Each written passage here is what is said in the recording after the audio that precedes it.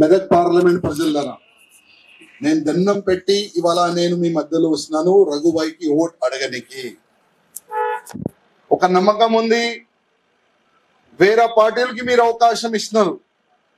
ఇప్పటి వరకు మెదక్ పార్లమెంట్ లో ఎక్కడైనా డెవలప్మెంట్ జరిగిందా లేదా అది మీరు ఆలోచన చేయాలి. దాదాపు 10 సంవత్సరాల నుంచి మన తెలంగాణలో ఏ కాన్స్టిట్యున్సీ కానీ, ఏ పార్లమెంట్ కానీ, ఏ గల్లీ కానీ, ఏ జిల్లా కానీ ఇవాళ డెవలప్మెంట్ అవుతుందంటే అది కేంద్రం ఫండ్ వల్లనే. ఇవాళ ఇది మీరు అర్థం చేసుకోవాలి. రఘుబాయ్ చాలా మంచి మాటలు చెప్పిండు. ఇవాళ టిఆర్ఎస్ గాని కాంగ్రెస్ గాని ఆ ఇద్దరు క్యాండిడేట్ గురించి చాలా మంచి చెప్పిండు. ఒక్కడు పార్టీ మారుకుంటా ఆయన వచ్చిండు. ఇంకోటి కాంగ్రెస్ నుంచి ఉన్నాడు ఒక క్యాండిడేట్, ఒకప్పుడు కలెక్టర్, ఎక్కడ బీఆర్ఎస్ నుంచి ఆయన డిప్యూటీ కలెక్టర్ అనుకుంటా, కలెక్టర్ కదా.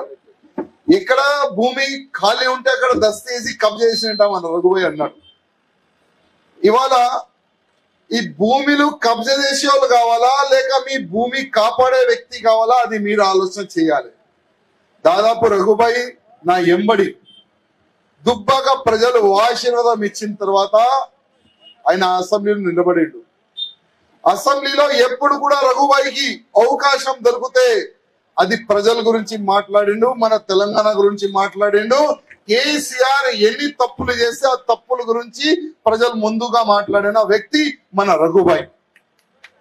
ఇవాళ ఇంత మంచి క్యాండిడేట్ ని భారతీయ జనతా పార్టీ మన మోదీ గారు ప్రత్యేకంగా, రఘు నువ్వు పార్లమెంట్ కొట్లాడాలి, నేను ఇస్తున్నా నీకు బీఫామ్ అని డైరెక్ట్ మన ప్రధానమంత్రి మోదీ గారు, మన కిషన్ రెడ్డి గారు అందరు ఆశీర్వాదం దొరికిన తర్వాతనే ఇవాళ మెదక్ పార్లమెంట్ నుంచి ఇవాళ పోటీ చేస్తుంది.